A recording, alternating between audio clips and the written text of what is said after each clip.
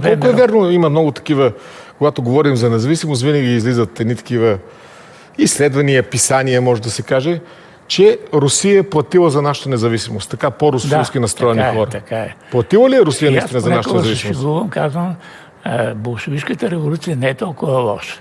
За какво става дума? Става въпрос за този заем за нашата независимост. Русия, понеже е претърпяла поражение в Далечния изток, тя не иска военен конфликт на Балканите. Затова тя не отпуска един заем. Имате предвид руско-японската война? Да, руско-японска. Да. Тя не отпуска един заем от 82 милиона златни франка, с ниска лихва не отпуска, а контрибуцията от руско-турската освободителна война е 120 милиона, казва на Османската империя. Тя опрощава дълговете на Османската империя? Става една финансова комбинация. Да. Ние до 15-та година, до наместа на Първата световна, плащаме около 2 милиона златни франка.